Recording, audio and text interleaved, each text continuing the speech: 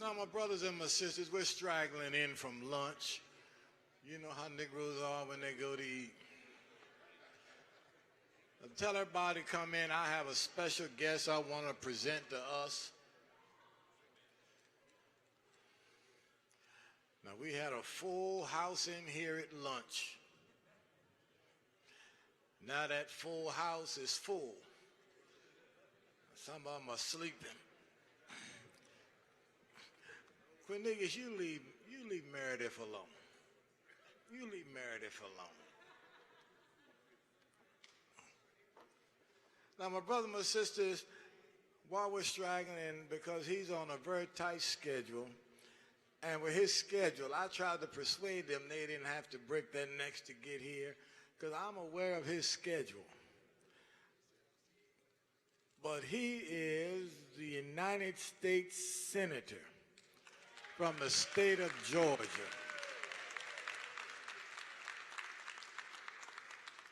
He is a distinguished pastor of Ebenezer Baptist Church, and he's my personal friend. Any reporters in here, raise your hand. And today I sent him some more money. That's how close we are. I'm not going to tell my wife, but I sent him some more money. But I am extremely proud of him. I think he's representing us extremely well.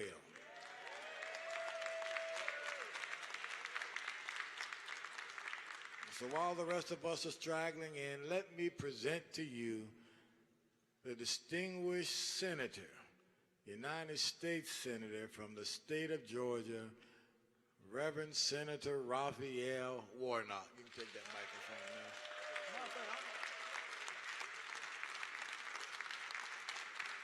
All right, my friend. Well, hello, everybody. Thank you so very much. I just wanted to drop by for a few moments to say hello. Hello. I'm grateful to my friend and brother and our bishop. And I do mean that. Every Baptist preacher could use an A.M.E. bishop.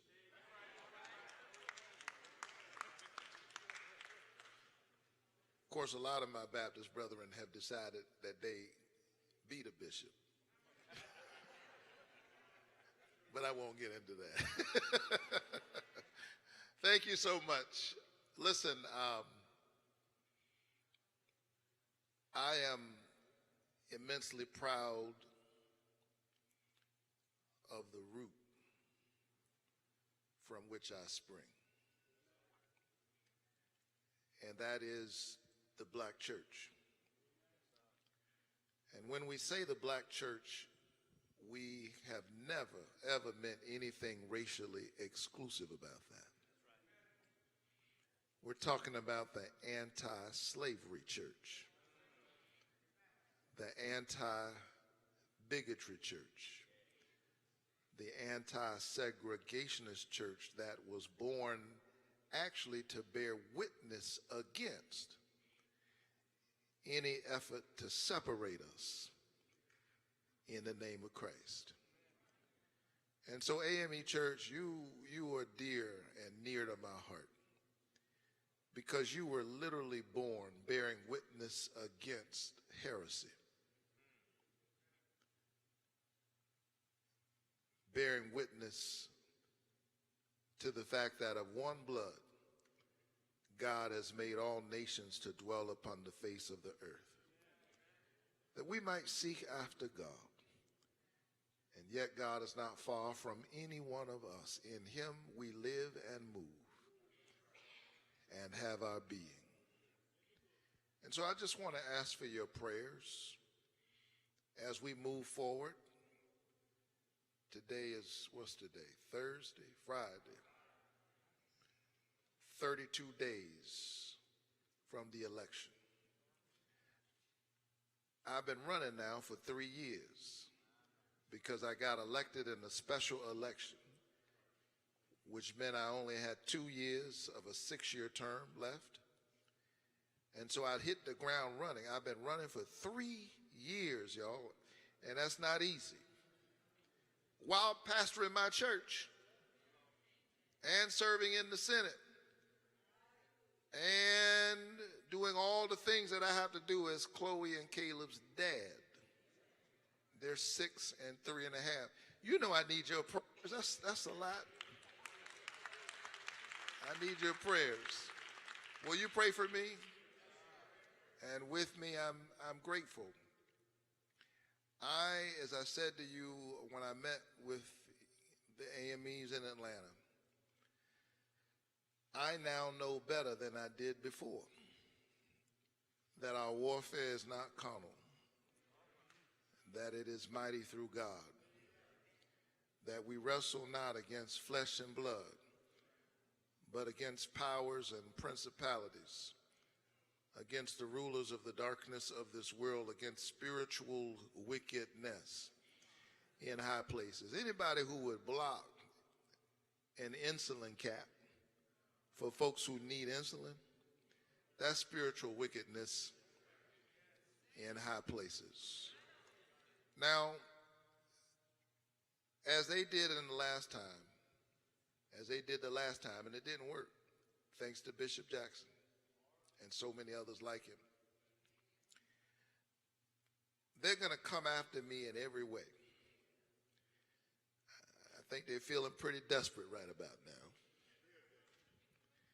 And among the things that they're going to try to attack is my faith itself. They're going to come after my identity as a Christian preacher. And they tried that the last time. But I know the root from which I have sprung. I stand on the solid rock and foundation of a people whose churches were born resisting. And I need us to stand together in this moment. Will you stand with me? And will you pray with me? Not for me, but for me as I represent you and the people of Georgia. I am not a pastor. I am not a senator who used to be a pastor. I'm a pastor in the Senate. They call John Lewis the conscience of the Congress. He was on the House side. If the Congress needed a conscience or needs a conscience, the Senate needs a soul.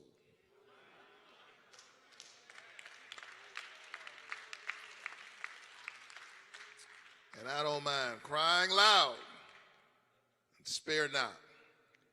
Show my people their transgressions and the house of Jacob their sins. Thank you so much. The first black United States Senator was an A.M.E. preacher. And I stand in that tradition. Now let me say this and I'm done. Do not stand up on Sunday morning and tell your folks to make sure they vote on election day. You heard me right. Do not stand up and tell your folk to make sure they vote on election day. We should no longer be talking about election day. It's election season. Election season. We can't wait until election day. It might rain on election day, and y'all know what happens when it rains. Turnout turns down. They're playing so many tricks. You know that in our neighborhoods, the lines will be long on election day. So tell your folks it's election season. They need to vote early. And early voting begins October 17th. October 17th. And it ends on November 4th. And tell your colleagues, I know I don't have to tell y'all because you're AMEs, tell your colleagues who are like, I don't know if I can say that from the pulpit. Tell them, yes, you can. Tell them, don't be scared.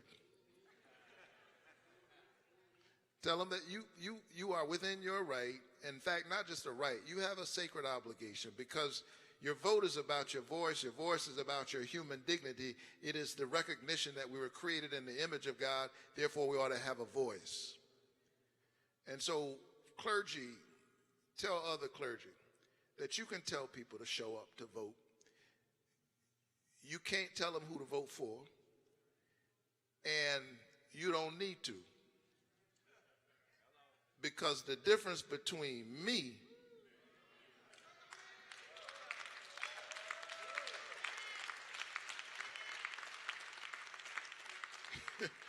and my opponent could not be more obvious. You don't have to tell them who to vote for. As they say in the hood, they know. I love you. God bless you. Keep the faith.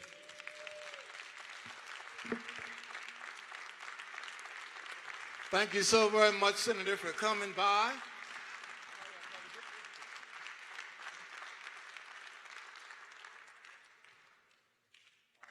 And as I've said, I'm expecting all of us to be at the polls on October 17th. All right, thank you so very much. Meredith, take good care of my friend.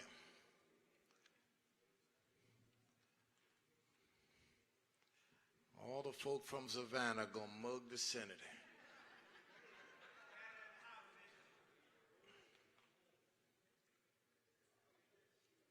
And we're gonna be in prayer for Senator Warnock. He'll be debating on October the 14th in Savannah, and we're gonna be praying for him.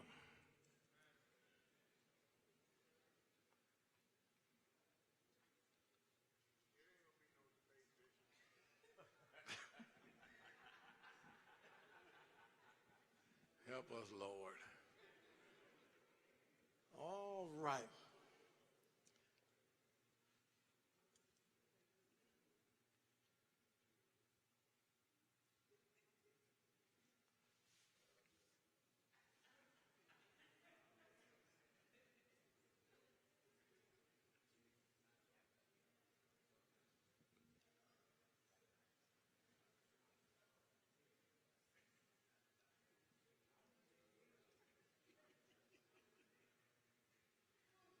All right. Now, brothers and sisters, let's get ready to calm the order. Let me acknowledge, and I didn't do this earlier, but let me do this now. Let me acknowledge the presence of two of our former presidents. Reverend Taylor still in here? He went out with the senator.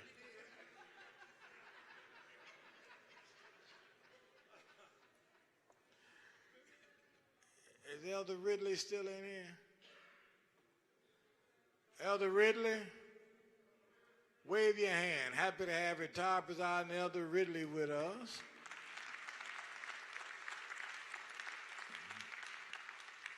All right, thank you so much.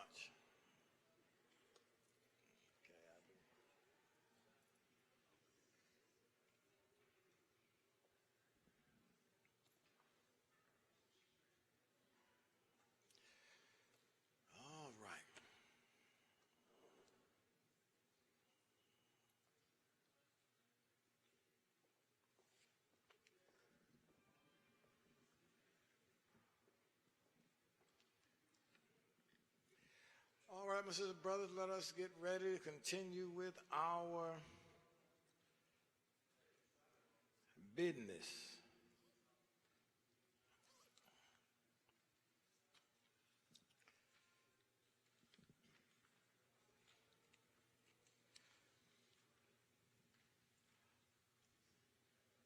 All right, registration. Now, brothers and sisters, let me say a word about registration for these meetings.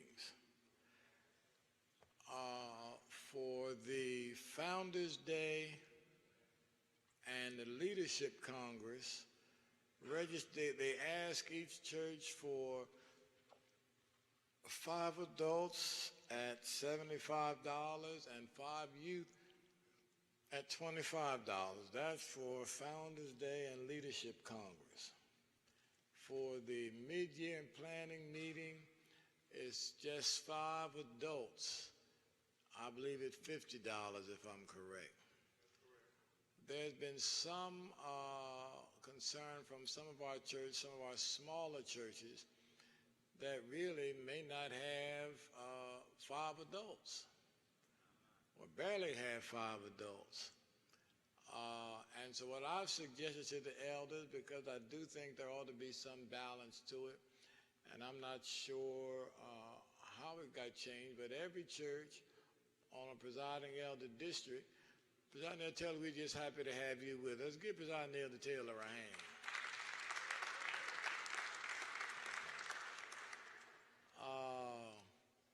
Every church on a presiding elder district ought to have a percentage of the budget they pay. That percentage ought to be based on your membership. For example, if, say, the budget on the district is $2,000 and you have 20% of the membership on that district, then you pay 20% of what the budget is. If you have 3% of the membership on that district, then you pay 3% of what the budget is.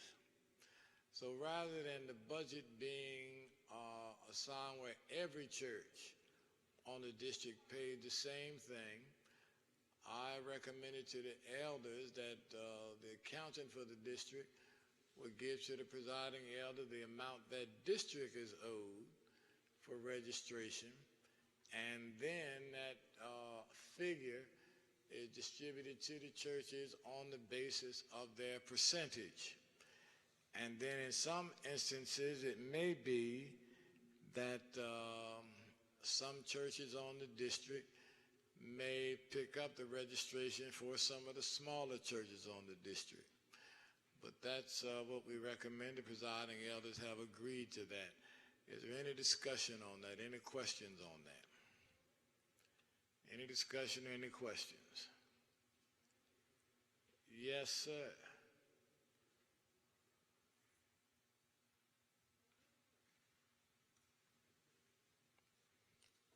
Bishop, my question, Herman Dennis from Fredonia. My question is that 80% of the church membership is at an age between 80 to the oldest member, 96 years old. And when you pay those delegated fees, they're not able to travel to the conference because they don't drive, anything like that. And then that would reduce the attendance and the registration if there are any leeway given for that in that category. Let me give 2 responses. Number one, if that's the reflection of the congregation where you are, and I'm not sure how many members, and I don't like the word members, I'm not sure how many congregants you have, when the presiding elder district looks at what each church is asked to pay, that's something they would take into consideration. That's number one. Number 2, the registration really is not based on whether or not people from the church are going to attend. The registration goes to help underwrite the costs for our meetings. For example, being here at the Centroplex, I'm not sure how much it costs us, but I know it's not free.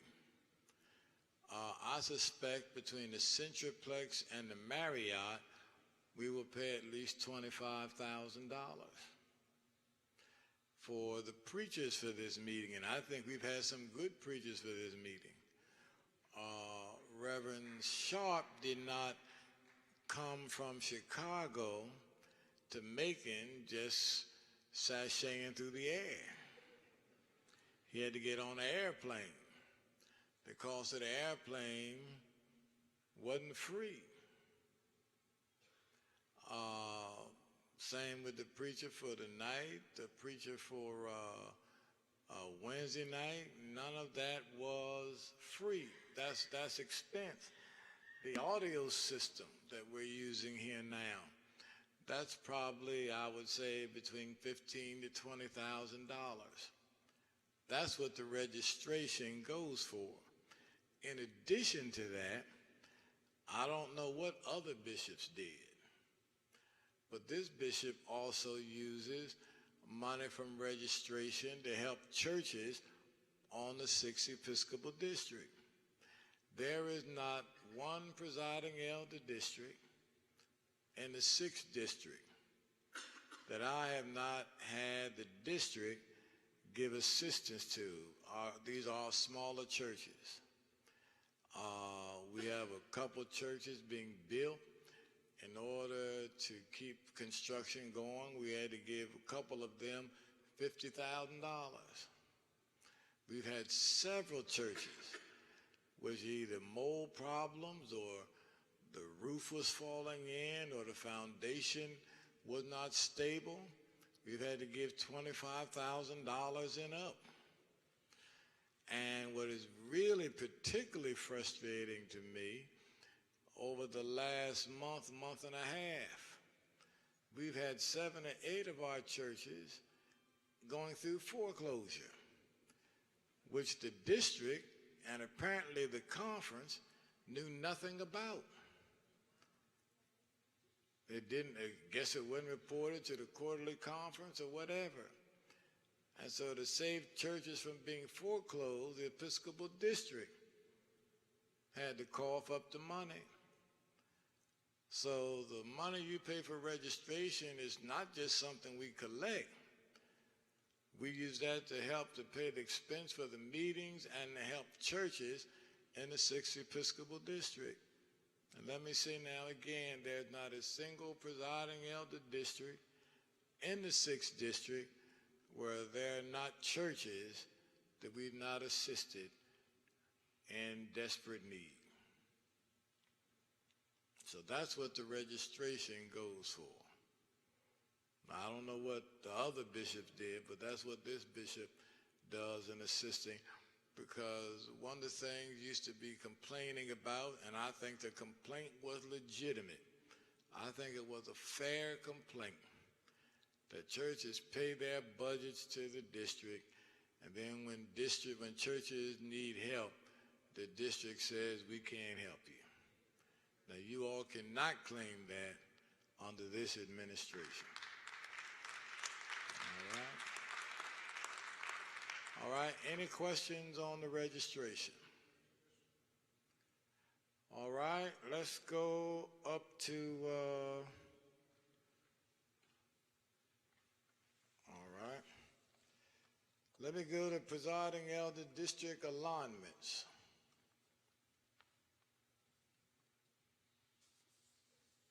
Presiding elder district alignments. All right.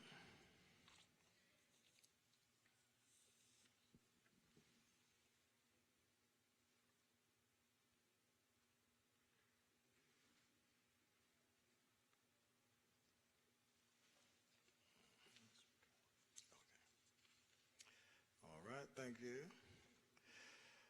Now, brothers and sisters, due to a host of reasons, the Donaldsonville West District in the South Georgia Conference is very weak and really unable to hold its own as a district.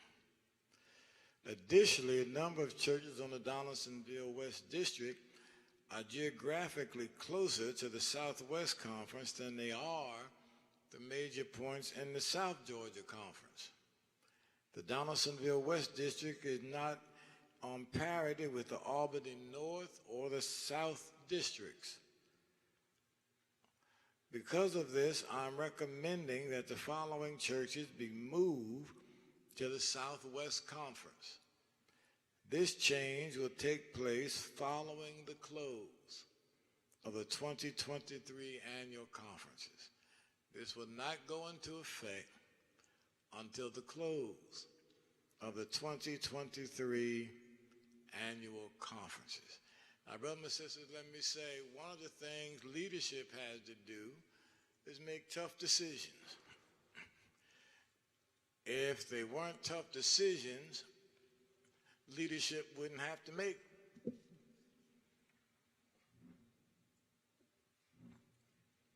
Wouldn't have to move your chair up. But the fact of the matter is, these are tough decisions. And it's not fair to any presiding elder to have a district which is not financially stable enough to function. And one of the things I am vehemently opposed to is presiding elders having to go into their pocket to pay the responsibility of that district, just as much as I'm opposed to a pastor having to go in his or her pocket to pay the responsibility for the local church. And again, demographics are important. That's why some of our churches, at one point, they were very strong churches. Over time, the demographics have changed. There's some churches used to be large congregations. Today, they are not. The demographics have changed. They changed because there's some cities that used to be more populated than they are now. There's some congregations where the young people in that congregation have grown up, gone away to school, and haven't come back because there are no jobs there. Those same congregations, because people have moved, people are no longer joining those churches. In fact, there's nobody in those areas to join those churches. So the members or the congregants who used to be there have passed, and nobody's joining. So those churches are now smaller. And congregations complain because they say we have to pay all this money. Cost of the A.M.E. church is going up. But brothers and sisters, if you check the facts, the cost has not increased. The problem is today you have a smaller number of people paying what a lot more people used to pay. What 200 people used to pay, today you have about 15 people paying. That's the problem. The churches aren't growing. They're not going to grow if there's nobody out there to join. Again, that's why demographics are important. Some churches should have relocated years ago. The people left, but the church stayed out there where it was. Now there's nothing out there but the church. For example, we have one city in moving. It's a small, very small location. But we got 4 churches out there in the one location. Whereas you could merge the 4 churches and have a strong congregation, you got 4 churches. And the Christians in them 4 churches can't get along, so they stay separated. Let's just say it like it is. The group of Christians in this church can't get along with the group of Christians in this church, and the other side of it is most of them related. Family folk can get together for a family reunion, but can't get together in a church. So that's where they are. And so when it's like that, somebody got to make a decision. 6th District is now paying the mortgage for a church that really ought to be closed.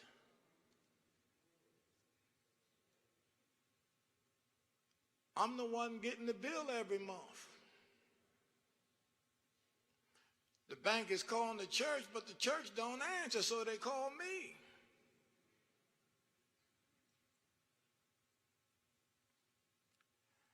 And then we come to the A.M.E. meeting. We just happy to be at the A.M.E. meeting. We're not happy to pay the A.M.E. bill, but we're happy to be at the A.M.E. meeting. So anyhow, these are the recommendations to move from the South to the Southwest Conference. Allen Chapel, Bethlehem, Bethel, Jacob, Ebenezer, Hilton, Good Hope, Jacob, Jerusalem, Blakely, Live Oak, Donaldsonville, Mount Pisgah, Jacob, New Prospect, Blakely, St. Paul, Jacob, Wesley Chapel, Iron City, Wesley Chapel, Blakely. Where is Jacob, Georgia? Yes. Say what now? It's what now? From your house. Where's your house?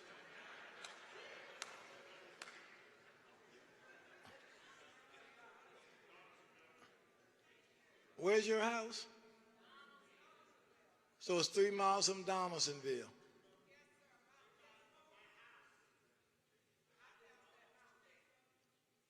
All right. Well, say what now? Yes.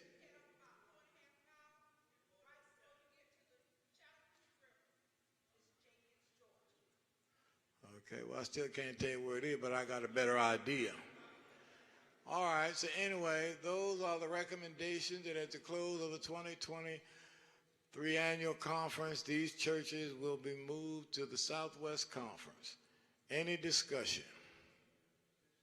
Yes, sir, Reverend Hart. I just have a quick question. So does that mean that the Donaldson District will no longer exist, or does that mean that those churches which you've mentioned are going to be absorbed in the Central District of, or how exactly is this working? Yes, there will then be 2 districts in the South Georgia Conference.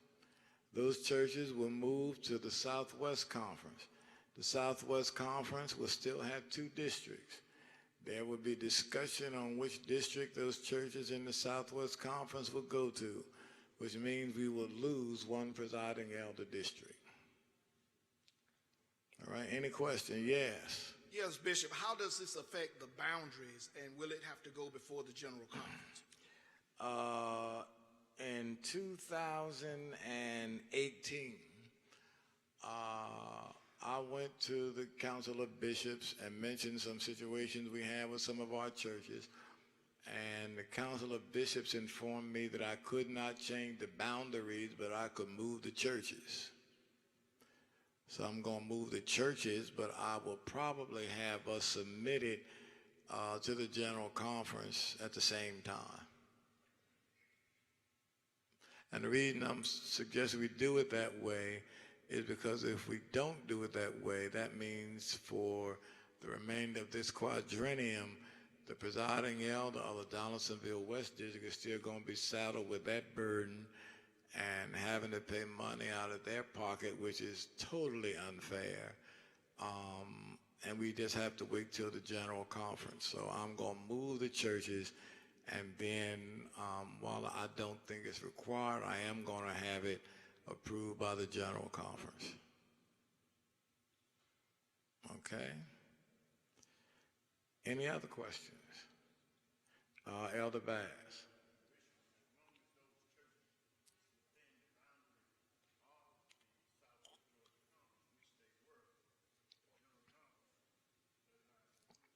Correct.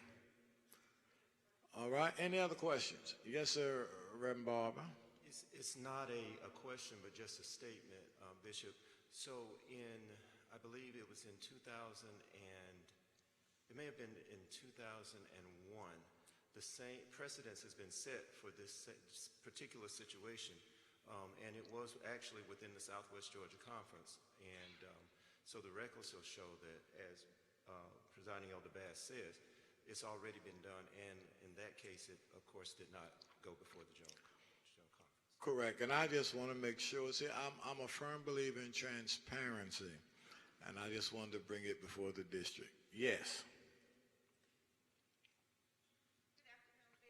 Good afternoon, how you doing? I'm doing well, I think. You're doing well. I'm Annette Williams from Donaldsonville West Yes. District. My concern is you named off churches that will be going to Southwest. What happens to the other part of the churches that will be left? Between the presiding elders of the Albany and Valdosta South and Albany North, those two elders will get together and work that out. So when will the members be involved in the working out? I'm hoping when I say the presiding elders will get together and work it out, they will be in discussion with their districts. It's not something the presiding elder would do by themselves. There'll be discussion. I really appreciate that because my church has been moved 3 times. We were never discussed. Nothing was ever discussed with us. We were just told this is where you will go.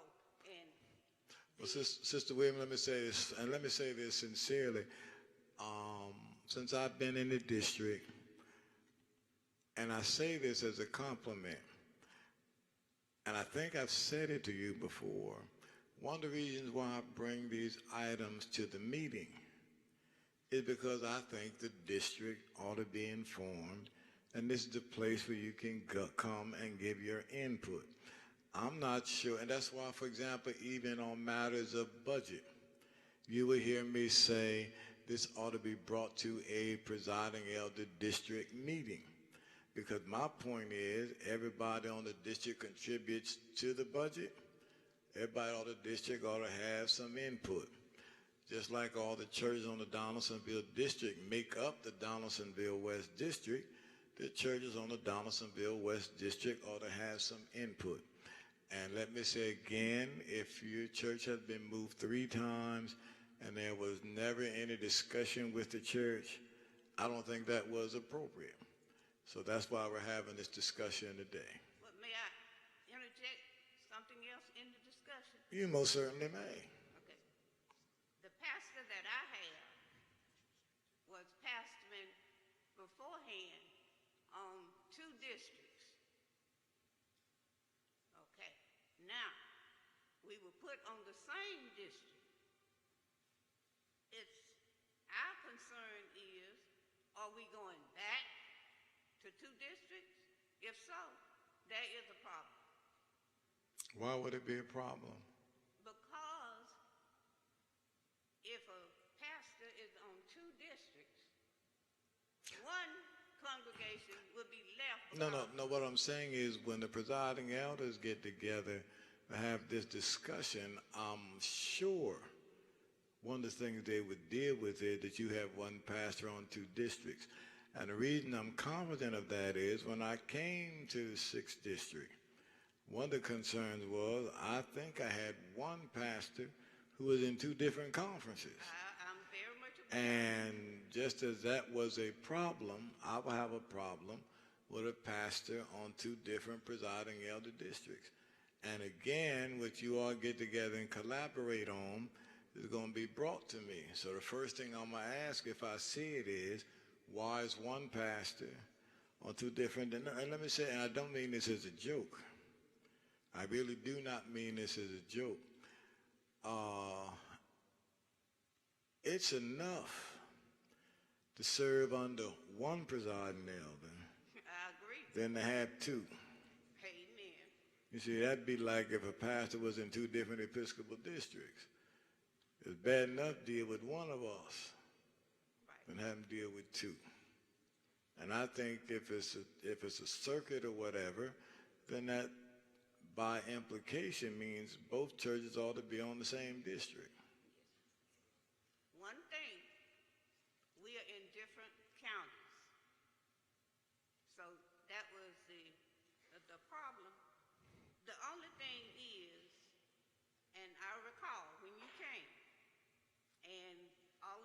being done. You stated that no action would be taken until a church had been contacted. Mm-hmm. Well, I am here to report Bethel A.M.E. Church, Branchville, Camilla, Georgia, was never contacted. Thank Well, you. but you're contacted now. And I contacted you. No, my point is you're being Beforehand, yes. No. First of all, you should be, see, and that's the problem. It should not come to the bishop without first going through your presiding elder and the district. Right. You see, because part of the problems that get created is the bishop ought not be the first one you contact. That's true. It ought to come through that presiding elder district. And did you contact the presiding elders? Yes. Did you get results? No.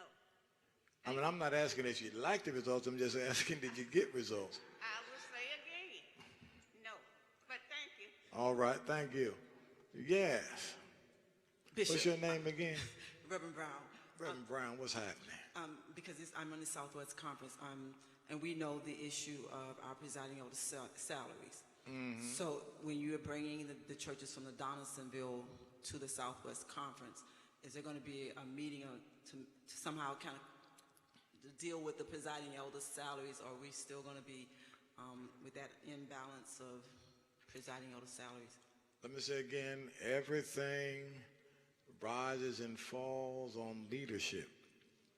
If there is a disparity, or take it back, if there is not parity, and you have 13 churches coming on board, I'm hoping that the leadership of both districts, the central and the eastern, when they sit down and meet and they decide how they're going to split up the 13 churches, would do it with the idea of also creating parity among the two districts. Thank you, Bishop. All right. Now let me also say that there are two churches presently in the Atlanta North Georgia Conference that I'm switching to Southwest. And that's the Hogansville Circuit and Oak Grove LaGrange. All right? One last question, Bishop. Yes, sir. Moving forward, do you project any more redistricting? I know boundaries has to go through another process, so could you just let us know your thoughts on that? Yeah, let me finish this and then I'll come to that because it's coming to next.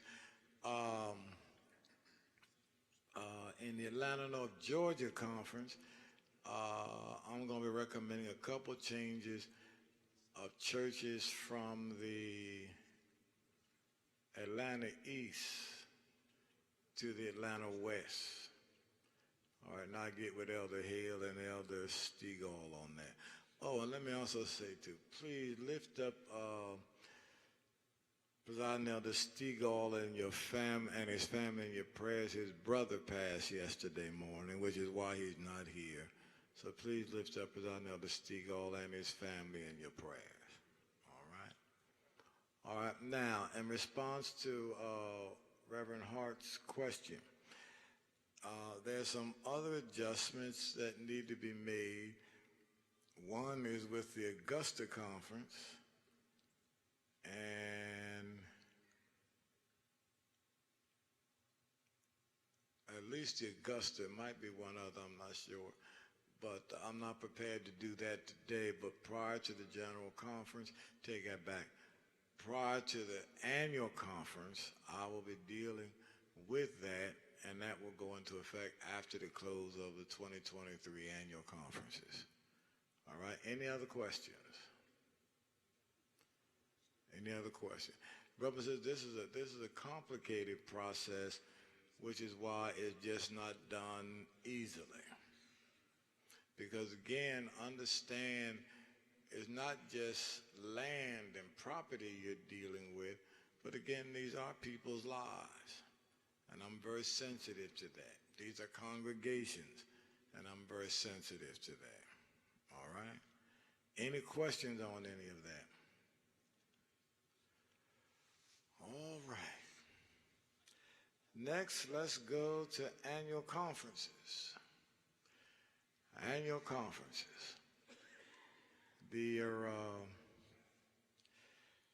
South Georgia Conference, March 1st to the 3rd at the Hilton Garden Inn in Albany. The Southwest Conference, March 15th to the 17th at St. James, Columbus.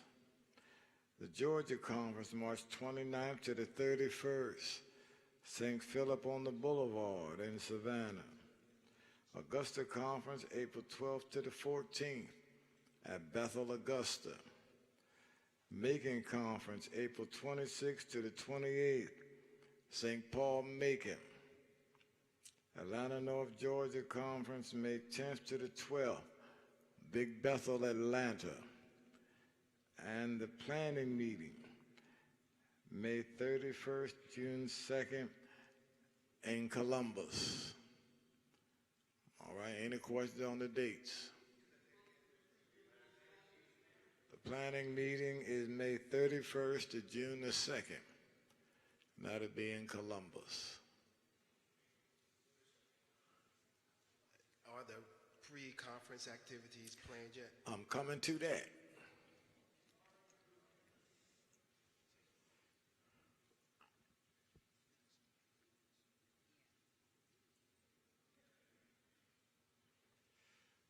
All right, this is the conference itinerary.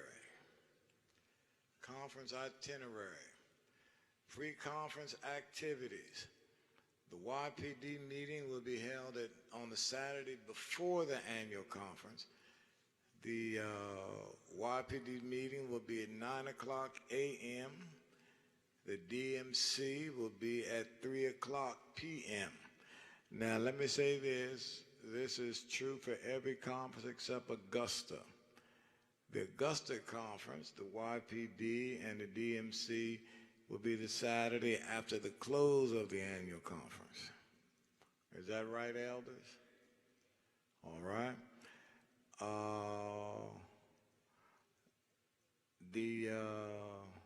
I'm sorry, I got it wrong. The YPD meeting will be Saturday, and the RAYC will be Saturday. The DMC will be Sunday afternoon. Is that right? And Augusta?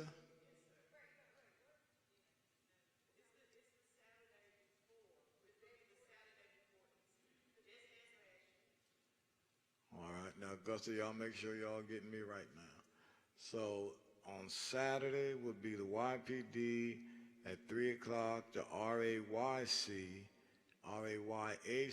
at 3 o'clock, and the DMC will be on Sunday afternoon at what time? 3 o'clock, all right? Here's the itinerary for the annual conference. Wednesday, 10 o'clock will be the opening worship service. 2 o'clock p.m. will be the business session.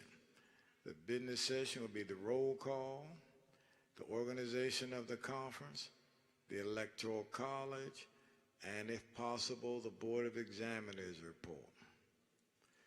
7 o'clock p.m. on Wednesday would be the Sons of Allen service. No, it's not, it's the lay service. 7 o'clock p.m. on Wednesday would be the lay service.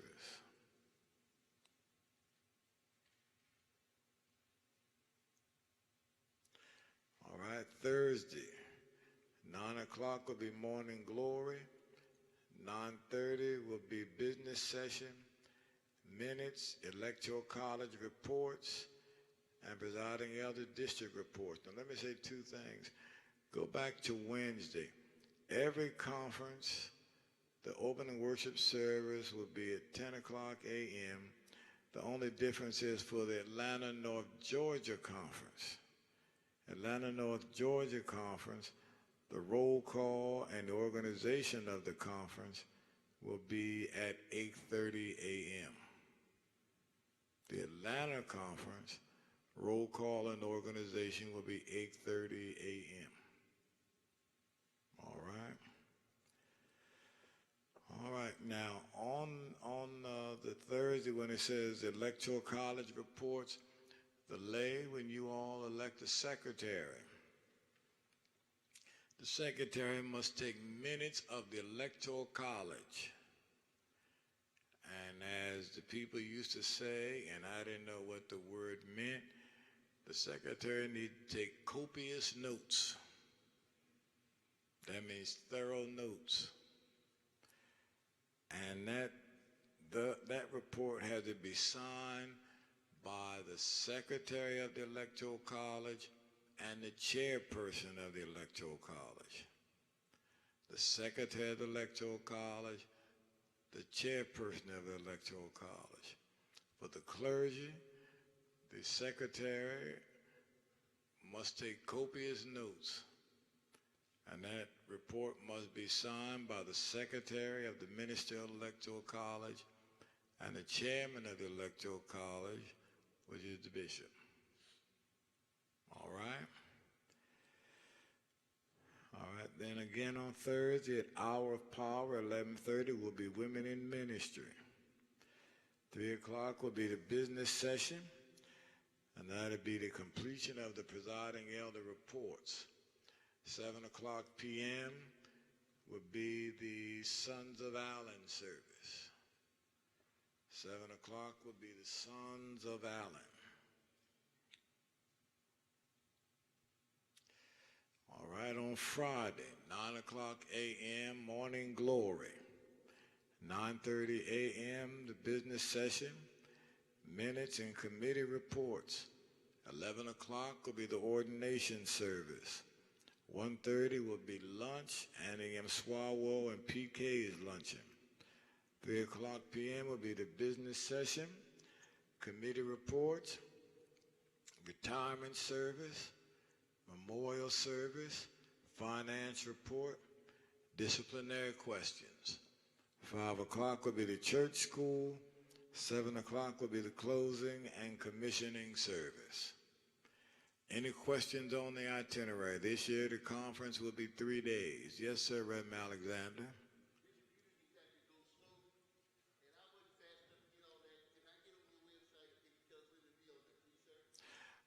This information will be on the website and will be available next week. All right. Any other questions on the itinerary?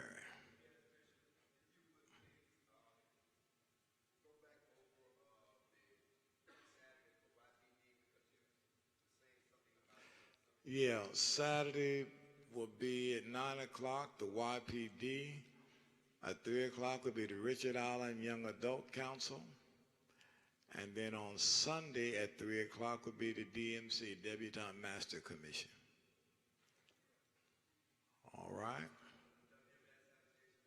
WMS will be, I'm sorry, thank you so much, Reverend Gordon, it will be Tuesday. The WMS will be Tuesday. Beg your pardon? The election is the opening day of the annual conference. When? Yeah, Wednesday, the opening day.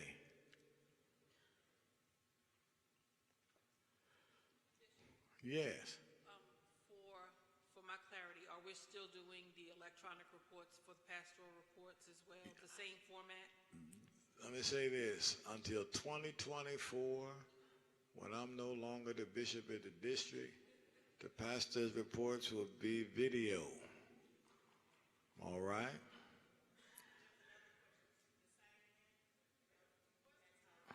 Say what now?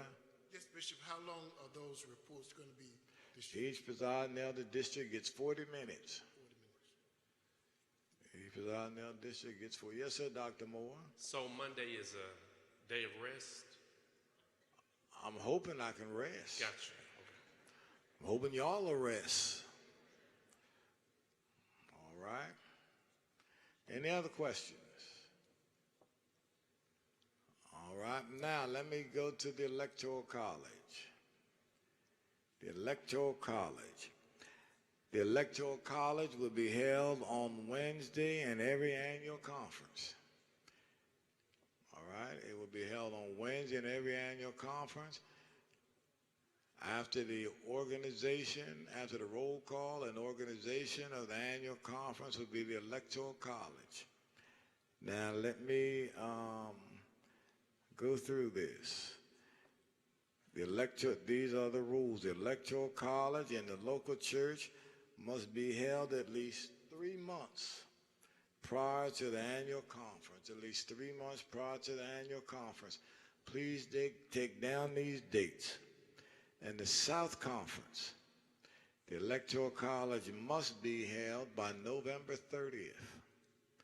And the South Conference, the election of the Electoral College delegates must be held by November 30th.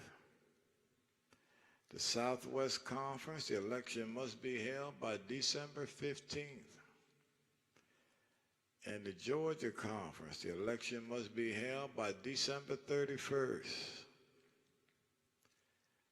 In the Augusta Conference, the election must be held by January 12th. In the Macon Conference, the election must be held by January 25th. In the Atlanta North Georgia Conference, the election must be held by February the 8th. All right? Now, pastor, in the local church, you must announce the date of the Electoral College at least 2 Sundays before the election. It must be announced in the local church at least 2 Sundays before the Electoral College. Every lay person 18 years of age and older in good standing is eligible to vote and is eligible to run to be elected as a delegate. Now let me address the issue of good standing. If a person is in regular attendance, I mean at least, say, 2 Sundays a month, they're in good standing. Now, if you ain't been there in 7 or 8 months, you're not in good standing. All right? Number 4, you do not have to be a member of the lay organization to be elected a lay delegate to the General Conference. You can be, but you don't have to be a member of the lay organization to be a delegate. Any question on that? All right. The local church must elect an adult and 1 young adult delegate between 18 and 35. The local church must elect an adult and 1 young adult between the age of 18 and 35. Between the age of 18 and 35.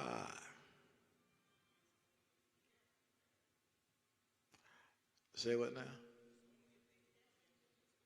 I can't hear you.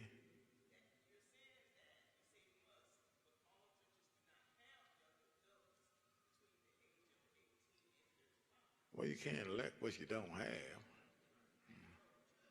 Okay. Now, let me also say that does not mean you can only elect 1. You may have somebody between the age of 18 and 35 who does not want to run as a young adult, but wants to run as an adult. If that's the case, that person runs with those who are 35 and older. For example, last time in the South Conference, both of their delegates were between the ages of 18 and 35. But you can't run as both. If you're 39, you can't run to be elected as an adult. And if you don't get elected, you can't then turn around and decide I'm going to run for the young adult. You got to run in one or the other. Any question on that? All right. You should also elect an adult alternate and a young adult alternate. An adult alternate and a young adult alternate.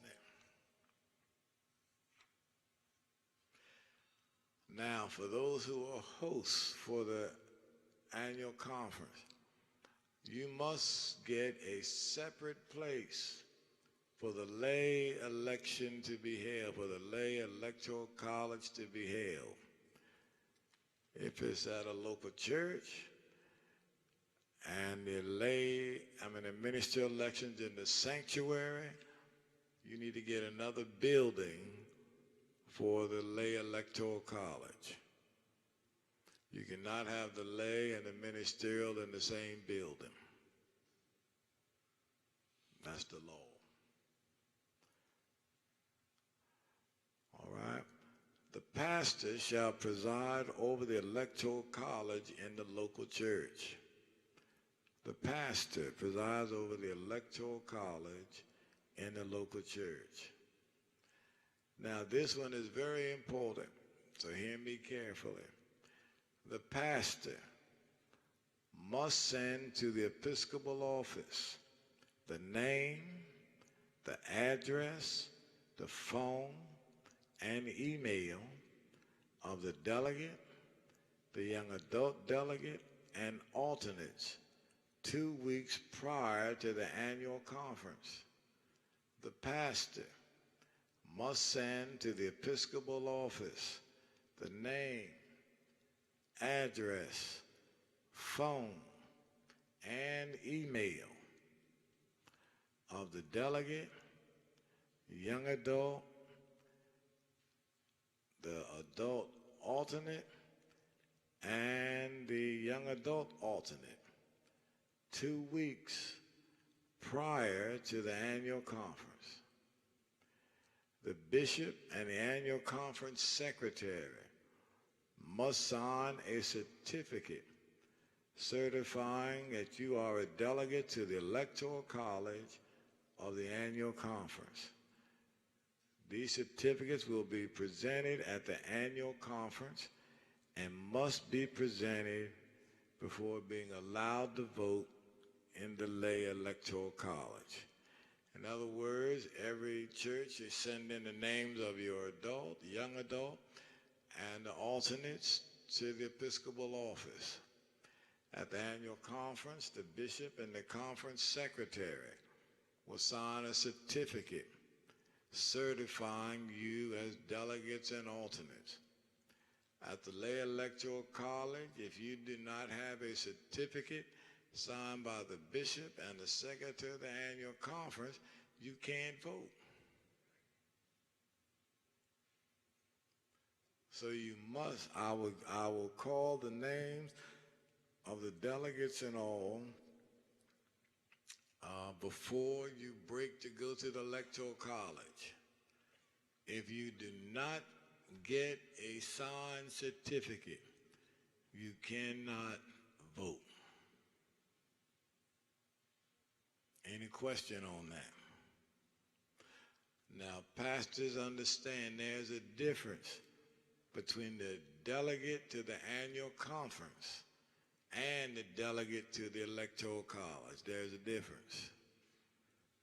There's a difference between the delegate to the annual conference and the delegate to the Electoral College. Now, both may be the same, but there is a difference. Any questions? Bishop, would you make it clear that alternates that come out of the local church doesn't really come into play unless the delegates can attend the annual conference, Electoral College? If the delegate cannot attend, that's why you have the alternate. All right?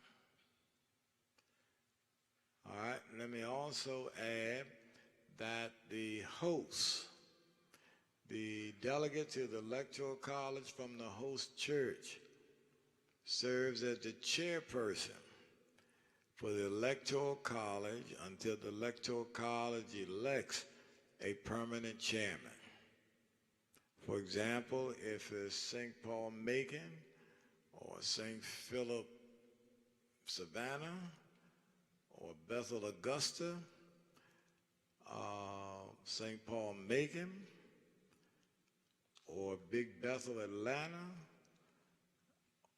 who's the host in the South? Bethel Albany. Whoever your delegate to the Electoral College is, they chair the meeting until the permanent chairperson is elected. Then you turn it over to the permanent chairman.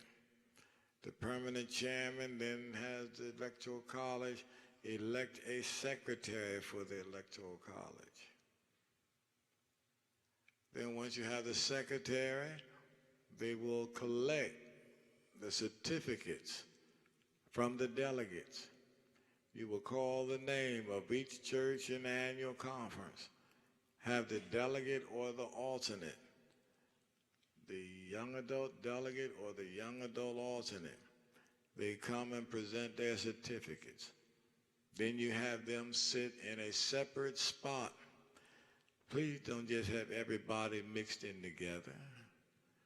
The delegates sit in a separate spot. Then after they are seated, you count the number of delegates you have, because that's how many people can vote. The election for the young adult delegate is separate, or comes after, or becomes before, however y'all decide to do it, for the Electoral College. Elder Bass.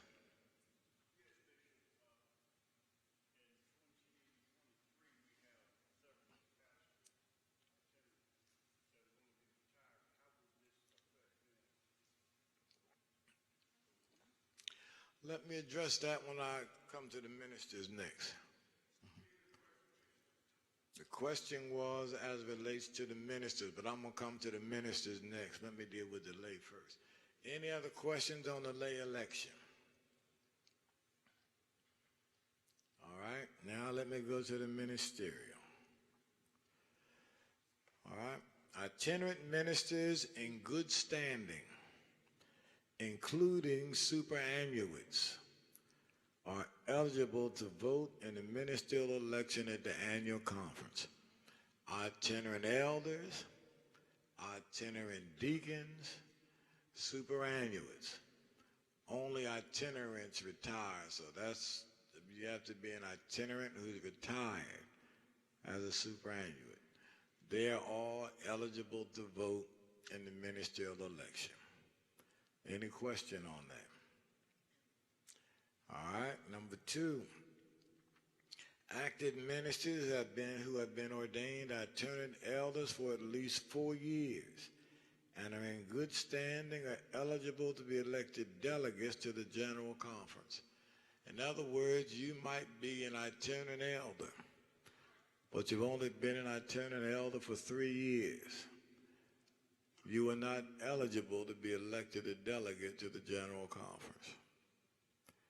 You have to have been an itinerant elder for 4 years in order to be elected a delegate to the General Conference. No itinerant deacon can be elected a delegate to the General Conference. Any questions on that? All right. Number 3, the annual conference. Now hear this carefully. The annual conference must elect at least one itinerant elder under the age of 40 as a delegate. The annual conference must elect at least one itinerant elder under the age of 40 as a delegate. Any question on that?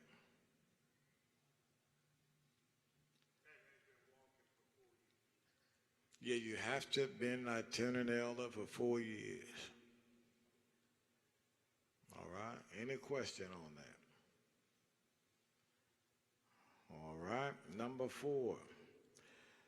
The vote must be by secret ballot unless there is no contest.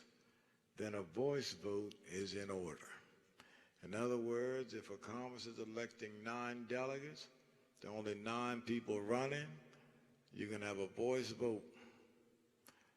Somebody make a motion that the secretary of the Electoral College, Ministerial Electoral College, cast unanimous ballot for the 9 people. If it's more than the number that you're supposed to have, then you have to vote by secret ballot. It's not debatable. It's not discussable. Any question on that? All right. Now, here are the number of delegates that each annual conference is allowed to elect. The South Conference is allowed to elect 8 clergy and 8 lay. The Southwest Conference is allowed to elect 6 clergy and 6 lay. The Georgia Conference is allowed to elect 8 clergy and 8 lay. The Augusta Conference is allowed to elect 6 clergy and 6 lay. The Macon Conference is allowed to elect 9 clergy and 9 lay. The Atlanta North Georgia Conference is allowed to elect 18 clergy, 18 lay, which means that the 6th Episcopal District will elect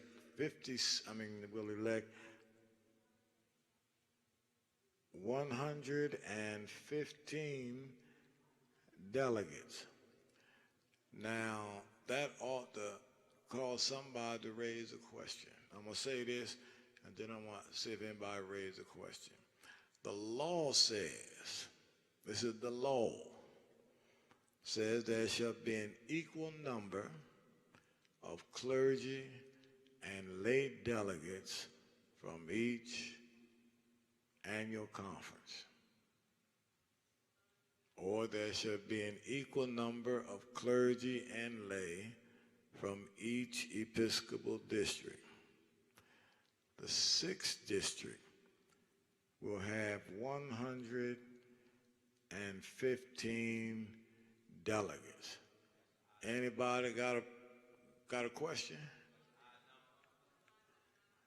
It's an odd number because we deliberately and knowingly break the law.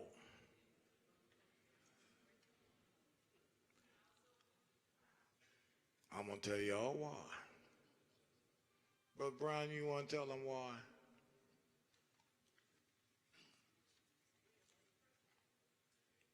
What it says in the discipline is for the lay president, the Episcopal District lay president, by virtue of their office, has an automatic bid to the General Conference.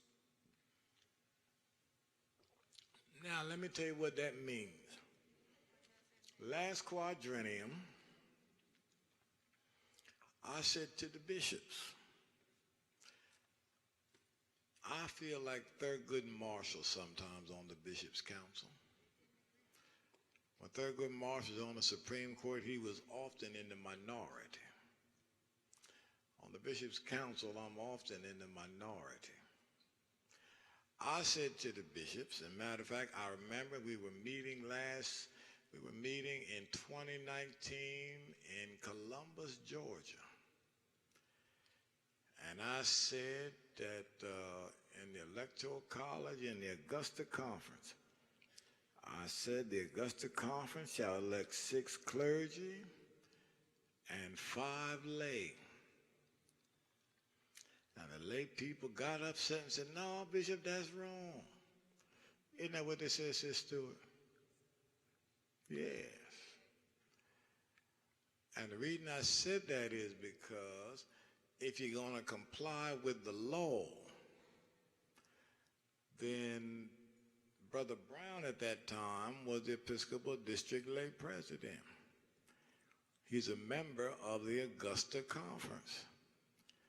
So he's included among the delegates from the Augusta Conference. So if the Augusta Conference has 6 clergy, it should only elect 5 lay, because the Episcopal District lay president will make it 6. And you will have an equal number of clergy and lay. And so when I went to the Bishop's Council, the bishop said, no, we don't want to have a fight with the lay, so let's not do it like that. So therefore, we came back and I had the Augusta Conference elect 6 clergy and 6 lay, and they added the Episcopal District lay president. That's why every single district will have an odd number of delegates, which is why the lay will have more delegates than the clergy, which means we violate our own law. The discipline states there shall be an equal number of clergy and lay. Yes, Reverend Gordon? You can approach. I like when y'all say it first. Make me feel like I'm judge.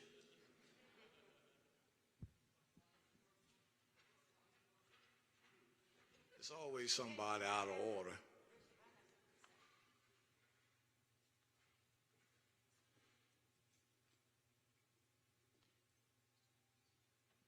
Yes, sir, Dr. Gordon.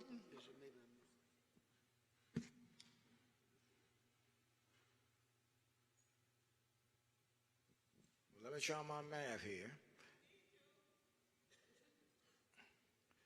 8 and 8 is 16, correct? Yes, sir. 6 and 6 is 12. 8 and 8 is 16. 6 and 6 is 12. 9 and 9 is 18. 18 and 18 is 36. How much? Okay, so we got 111. So I was testing y'all. Y'all passed. Y'all passed. So it's thank you, Dr. Gordon. See, I never did like math. Couldn't stand it. Yes. Yes. As far as legality, if you remember in 1992, you and I were on the revisions committee. It was both our first time being on that committee. Mm-hmm. The bill was passed, the revisions, and on the floor that the Episcopal District president would be, lay president would be an automatic delegate, just as the Episcopal District missionary president would be a delegate. So you're not counting the missionary president, but you have 2 people that would be an extra delegate. You also have presidents of the college, which is also in a separate part of the discipline. Unfortunately, the discipline does not align itself from one part section to the other. So it sounds like we might be illegal, but then you also have in the discipline that the Episcopal District president is also a delegate. It might not be under the Electoral College, but it's in the discipline. Episcopal District president of what? Episcopal District president of the lay, and also the Episcopal District president of the missionary.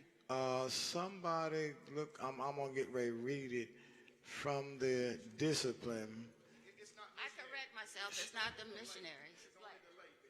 Thank you. That's what I was getting ready to read. The missionary president, because in fact, if you remember the last convo, the missionaries were fighting like heck. And they said, since the Episcopal District lay president is a delegate, the Episcopal District missionary president ought to be a delegate. Then the women in ministry said, well, since the Episcopal District lay president is a delegate, the Episcopal District president of the women in ministry ought to be a delegate. Everybody now, and be frank with you, I'm not sure why See, and again, this is what I say when we vote on stuff, and I'm not sure we pay attention to what we're voting on. Listen to what the discipline says. You do not have to be a member of the lay organization to be a lay delegate. So why then is the Episcopal District lay president automatically a delegate to the General Conference? Bishop, the lay people make up the church. Yeah, but let me say again, I didn't say a lay person. I said the Episcopal District lay organization president. Representing the lay people. All lay, most of the lay people in the A.M.E. church are not members of the lay organization. Let me say that again. Most lay people in the A.M.E. church are not members of the lay organization. So that's my only question. All right? And let me say this. I'm not asking them to change. I'm just saying again, when we vote, the discipline says there shall be an equal number of clergy and lay. Yet, we choose to violate the law because there will be 20 more lay delegates, lay elected delegates than there are clergy delegates. Likewise, if you bring up the presidents of our colleges and universities, all the presidents in colleges and universities are not lay. Some of them are ministers. That's why they're in a separate division and they are not elected. College presidents are not elected by a local church. They're elected by a college board of trustees.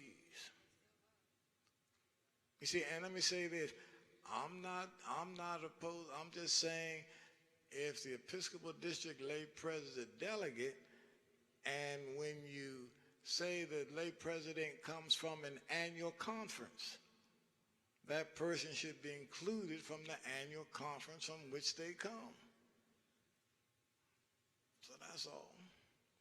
But I'm just saying again, you know, when you, I'm not sure we pay much attention to stuff we vote for. All right. All right, any other questions on the Electoral College? Yes.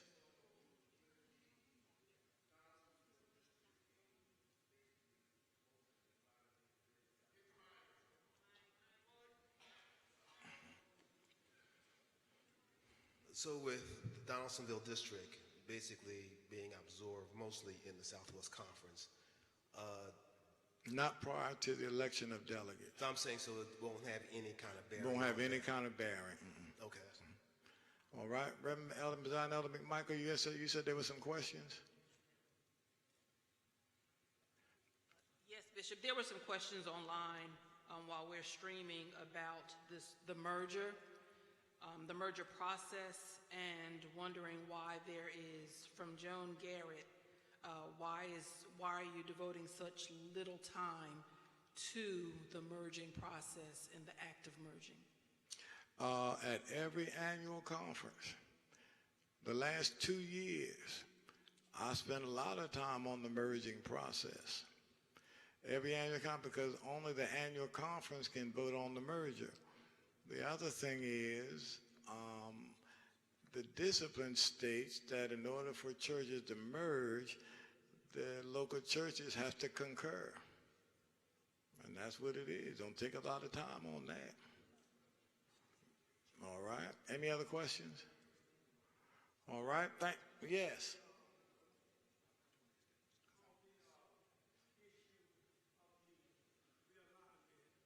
On behalf of the Donaldsonville West District, we just want to thank you for making the tough decision to help us become a stronger district. Thank you so much. All right. All right. All right. Now, Bishop, this is Brother Brown again. Just want to yes, sir, Brother Brown. I got a question. Does college deans and chaplains vote during the general conference? College presidents vote yes. Okay. College presidents and chaplains. college So when you say it has to be an equal number of delegates, when you look at each Episcopal districts, well, that's not going to be equal because it's going to be different depending on the number of colleges or seminaries that you have. So it's not going. It won't ever be equal. Well, let me say two things. One, again, that's what I'm saying. You got to listen to the language of the discipline. The discipline says the number of elected delegates. Elected. Chaplains are not elected. College presidents are not elected. All right, so it talks about the number of elected delegates. For example, and again, we do, for example, you heard me mention, I think I mentioned to the elders, the Episcopal Committee. We do what we want to do. The language for the Episcopal Committee says, in order to be on the Episcopal Committee, you must be an elected delegate. An elected delegate from an annual conference in the Episcopal District. Now, the last General Conference, you had people on the Episcopal Committee who were not elected delegates. You had the President of the Presiding Elders Council. The President Presiding Elders Council is not an elected delegate from an Episcopal district. They are a connectional officer. You had the President of the Connectional Council. The President of the Connectional Council is not an elected delegate from an Episcopal district. That's a connectional officer. We do what we want to do. We pick and choose what we like. We don't need any new laws. We just need to follow the ones we got.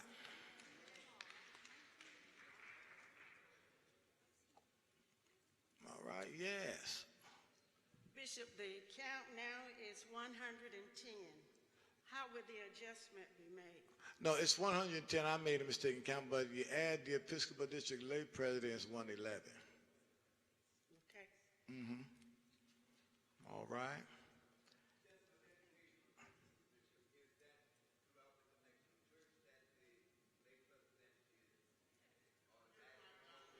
It's in the discipline.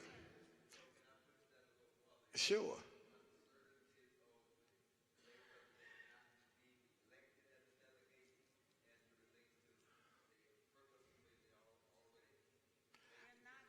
Somebody could,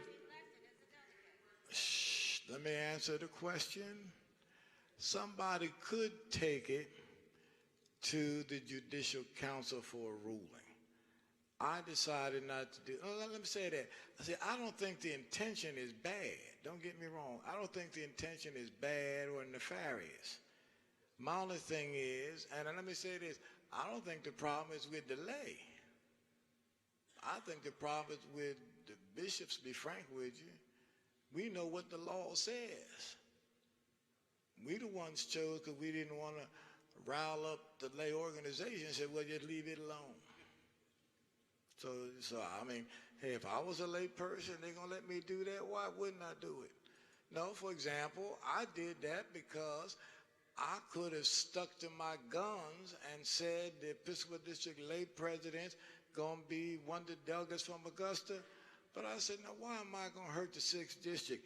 If everybody else is going to do it, then I'm not going to say I ain't going to do it. No, I'm not going to rob Georgia of a delegate if everybody else doing it. So I wasn't going to do that. You see, let me say this now, and let me say this, and y'all have heard me say this, and I said it to Lay Bianni a minute ago. See, and I know I'm in trouble. Is this being streamed? Oh, well, it's too late now. Too late now. But no, let me say this. No, let me say this. What I'm saying to you, I say in the council. I mean, I'm just like, I ain't got no better sense. You see, but the fact of the matter is, it's a whole bunch of stuff we do that y'all have no idea about. Now, if I really wanted to upset the lay, you see, and my thing is, I don't think the lay are strong enough. Because some stuff they shouldn't stand for. All right? But let me say this. One of the reasons why I think they don't do it is because we pacify. Now, let me say this now, and I'm going to get in trouble now.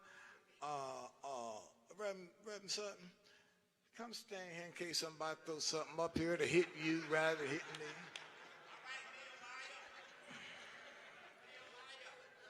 Yeah. Y'all throw it at Sutton. No, because I'm being honest with you. This is what we do. And it works both ways. There have been some bishops who wanted extra delegates. So they've cut a deal, not the current treasurer, they cut a deal with the treasurer. I need 2 more delegates. And they get 2 more delegates. The district, you know, you're supposed to have a delegate for a certain number of members in your district, in your conference.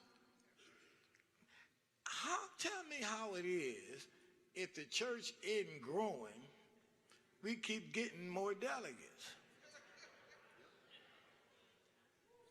I need y'all to explain that. Hold on a second.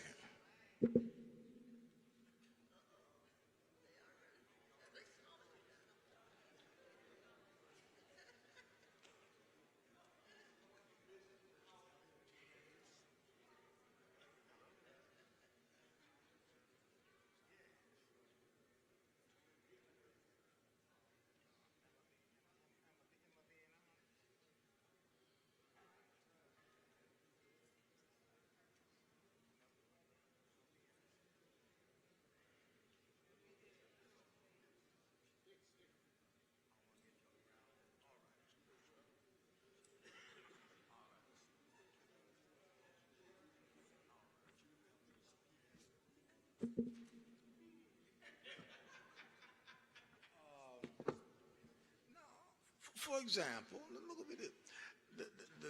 The treasurer, put this way, every general conference for the last, and it didn't just start, but I would say for the last 24, 30 years, the treasurer has given, for example, the lay organization connectional president, the authority to pick 6 people to be at-large delegates. That's nowhere in the discipline. It ain't in there.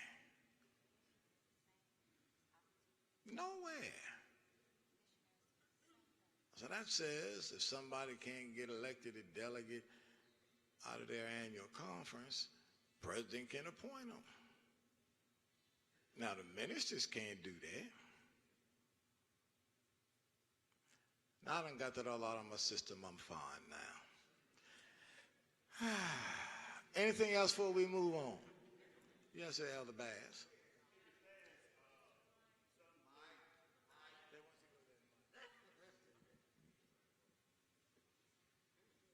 Getting too old.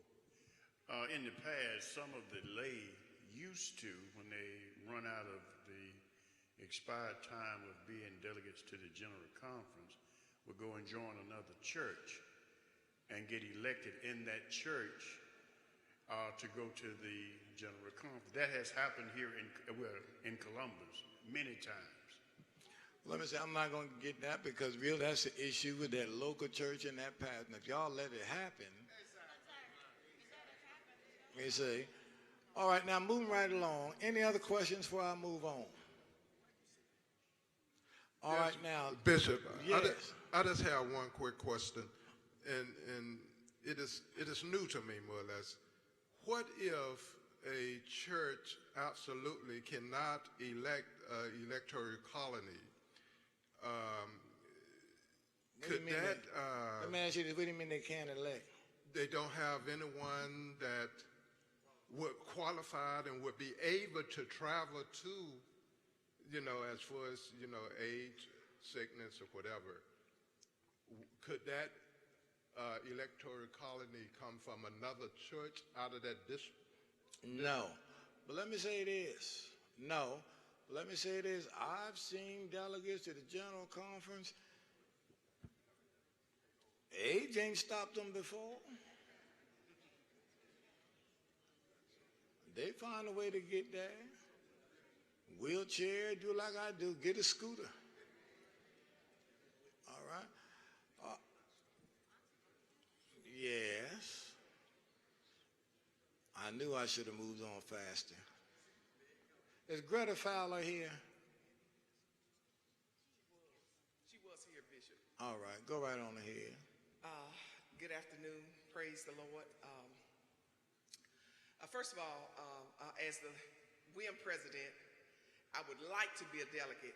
Hi, my name is Veronica Anderson Lewis, and I would like to be a delegate to the General Conference. That goes to the South Conference. That's to the South Conference. And thank you, Bishop, for allowing me to serve as an alternate at the last General Conference. There were several. Let me say this. I didn't allow her to serve as a delegate. I was elected. There you go. Praise God. Recommended, exactly. When I arrived at the General Conference, everybody know the process. We got our checks, we checked in, we got ready to meet, and people disappeared. Somebody know what I'm talking about. And so it is very important to me, this church. And I would like to put a bid in for those who come to your meetings and show up to your meetings to also be chosen as delegates for the General Conference as well. Lay, clergy, etc., etc. Let me say, your statement, it's free to make, but really it's out of order because the delegates to the General Conference are elected. So when you say let them be the delegates, you have to be elected. And let me say this again, I say this on everything. I say this on everything. And let me say this, one of the reasons why I speak out on stuff in the church, I can't advocate for stuff in the secular world and then say nothing about the church. Okay? And let me say this. I said 100 times, I'm going to say it again. You get the kind of leadership you elect. If you elect good leadership, you'll get good leadership. If you elect poor leadership, you'll get poor leadership. If you elect poor delegates, you will have poor representation. If you elect good delegates, you'll have good representation. And I cannot impress, one of the things I try to do the best I can to make sure you develop leadership and all of that, but you can't make people do something. In other words, and you also can't get out of people what's not in people. You see, and then we elect people and we know their lid. We know what they can and can't do. We elect them anyhow, and then we get upset when they don't produce. But the problem is not with those who got elected. The problem is with those who elected them. So that's where we are. So I came up to say, my name is Reverend Veronica Anderson Lewis, and I would like to be elected a delegate to the General Conference. God bless you. Thank you. Y'all, she's from the South Conference, and I'm going to leave that alone. All right, Reverend Lola Russell. And I'm not going to use this as time for everybody to announce they're running now. No, I'm not. Yes, roll, Reverend. Let the record show. Thank you, Bishop Jackson, for the opportunity in this dialogue and for your transparency regarding the process. I would like to ask a question regarding the elephant that's largely in the room. This is not my, I've never been a delegate, never been an alternate. I believe that, but what I'm asking is the practice of there is the practice of, based upon the size and the budget that you pay, that those who carry the burden of the church get first priority when it comes to being on a ticket or being elected or being in 1, 2, 3, 4, based upon the size of their church, or whether there is, quote unquote, even though it's not in the discipline, the 1st, 2nd, 3rd, 4th, 5th, 6th, 7th, 8th, 9th church. And what are your feelings about that? Let me say this. Saying again, for transparency's sake. For transparency's sake, and one of the things I try to do is to be as transparent as I can. I ain't got no better sense.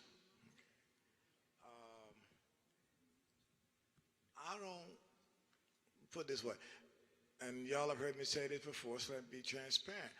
This bishop will suggest to each conference for the clergy a ticket. The bishop's going to recommend to each conference a ticket. And the reason is because when you go to the general conference, you're becoming my stewards. I'm not going to recommend folk to be my stewards who not for me. That ain't even rocket science. And so for me, I'm going to recommend, if it's the South Conference, I'm going to recommend the best 8 people I have. Men, women. The best 8 people I have. My major consideration, not the budget, see, and my thing is, if it's just going to be a matter of who pays the largest budget, why have an election? Just look at the sheet and say, okay, these are the 8 people pay the highest budget, they're the delegates. No, that's not what the discipline says. The discipline says the delegates must be elected. Likewise with the lay. Now the law is clergy are not supposed to be involved in the lay election. They need to stay out of it. I've said that, last in 2019, I had lay people come to me bitterly upset because the people in the lay organization got elected. Now, the law is you don't have to be a member of the lay organization to be a delegate, but if the lay organization organizes to get their folk elected, I ain't going to be upset with that. They did what they needed to do to get their folk elected. So likewise, if I'm running for the United States Senate, I'm going to do what I got to do to get elected. And so my thing is, this bishop doesn't operate on the basis of who paid the biggest budget. I ain't never done that. I ain't gonna start doing it now. There are some people in leadership churches who don't come to no meetings, don't get involved in nothing, but show up when it's time to be elected. That will not move me. There's some other people, they're not in the biggest churches, but they're solid pastors. They show up to meetings. They ask, Bishop, what can I do to be supported? I look favorably on that.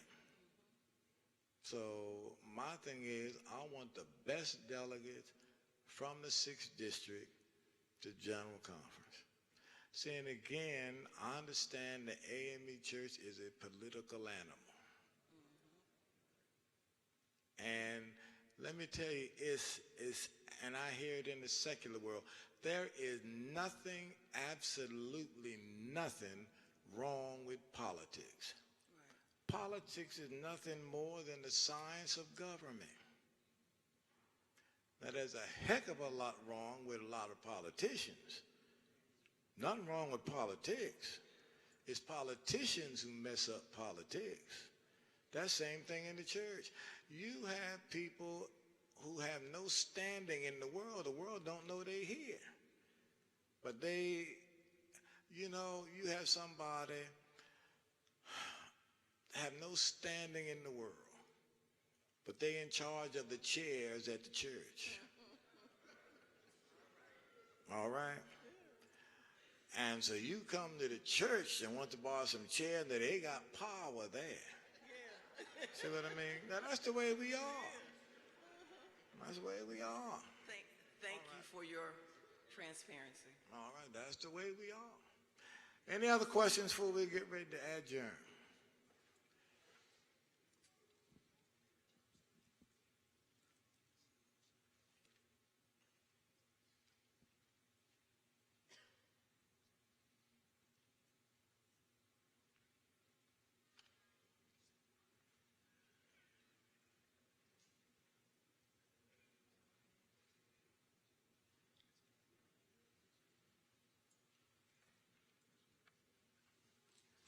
All right, Brother Robert Roney.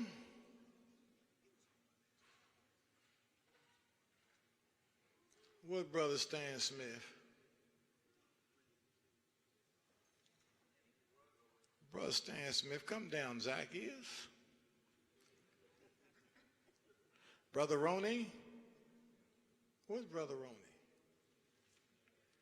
Brother Roney in here?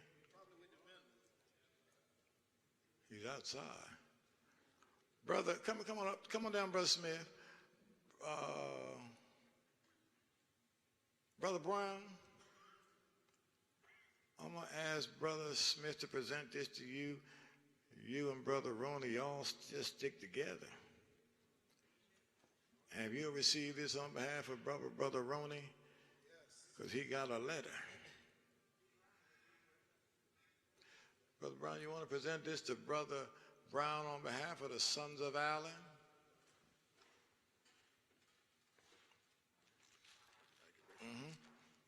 Microphone over here.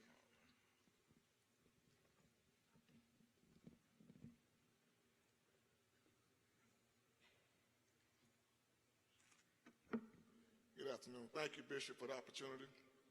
This plaque is presented to Brother Robert Roney, and this is from the Connection of Sons of Allen, presented this day, October the 7th, 2022, to Brother Robert Roney for his numerous years of outstanding dedication and work in the church community with youth, and for his unwavering commitment with many contributions to the Sons of Allen men's ministry. Behold how good and pleasant it is for brethren to dwell together in unity. Psalms 133 and 1, excuse me. Bishop Frank Madison Reed III, Commissioner of the Christian Education. Reverend Garland Pierce, Executive Director of Christian Education.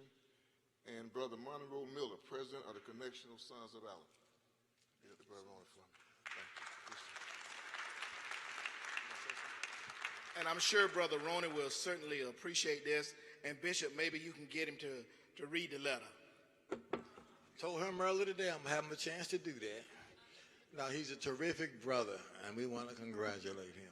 Thank you, Brother Smith. All right.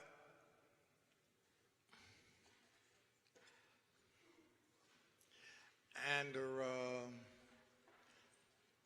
when I was growing up, they used to say,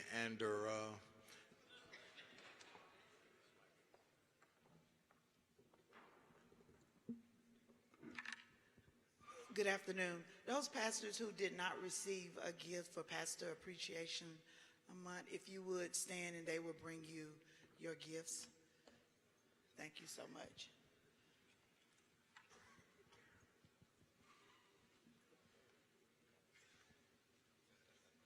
If you all would bring the gifts from the back down and give those to the clergy who are standing.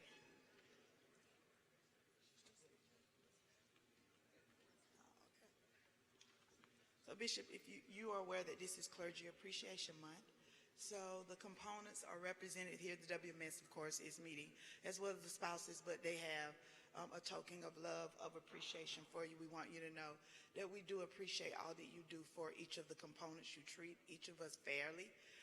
When we have new ideas, you allow us to implement them. So we just wanted to celebrate you this month as well as our leader, and we all thank you for the opportunity to serve.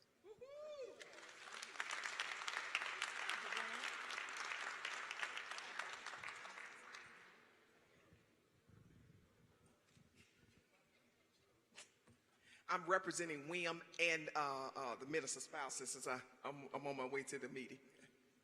But we thank you very much, and we appreciate all that you do to support women in ministry. You never leave us out, and you never leave us off. And we just want to say thank you so very much. Well, thank you, Bishop. On behalf of the Sons of Valor, we want to thank you for the opportunity to serve. Thank you for the support that you've given us over the last 6 years, and we pray for good health for you, and we ask you to continue to pray with us and bless us and keep us in place. Thank you. On behalf of the Richard Allen Young Adult Council, we would like to thank you for your support and your leadership and the energy you have given to the young adults as we continue to strive for greatness. Thank you, Bishop. On behalf of the lay, we really appreciate everything you do, Bishop, but ask Cinder where your donuts. Yeah, they brought me a dozen Krispy Kreme donuts yesterday, and I haven't seen them since. We didn't eat them. We ate the ones she bought for us because you wouldn't allow us to eat the ones for him. So, all right, moving right along. Moving right along. Bishop. Yes. Bishop, please allow me just a moment to express that on Wednesday, when the Presiding Elders Council met with you, each of the presiding elders, led on by our venerable president, President Patrick Brinson, took the time to acknowledge your presence and your leadership, and we presented you at that time with a wonderful gift of appreciation. Thank you so much for your leadership. Thank you so very, very much. The elders were very kind to the bishop, and I want to thank you. And I want you all to know I really do think that you all are blessed to have a good group of presiding elders. And I want to thank him. And Patrick Brinson is an absolutely outstanding president. And I want to thank the elders for supporting him and working with him. Thank you all so very much. Let me thank the components. That is very kind what you all have done. You all are just absolutely amazing. Well, let me do this. Let me have Dr. Moore. Bishop, I'm sorry. We have to do this. Will all the pastors please stand, all the pastors in the 6th Episcopal District. Bishop, on behalf of the pastors of the 6th Episcopal District, we are so grateful for your exemplary leadership and how you lead us with a godly wisdom. And we want to just give you a round of applause on this Pastor's Appreciation Month and say thank you, Bishop. God bless you. Thank you so very, very much. Thank you. Bishop, also, we echo the sentiments as the Mother Conference from Savannah, the Savannah River. We thank and praise God for you. We echo the sentiments of Reverend Dr. Moore, that we thank God for you. We realize that if it didn't start in Savannah, it would have never got to Atlanta. But here we are. We thank God for you for being a wonderful, wonderful leader. I like the way you put that, Dr. Clark.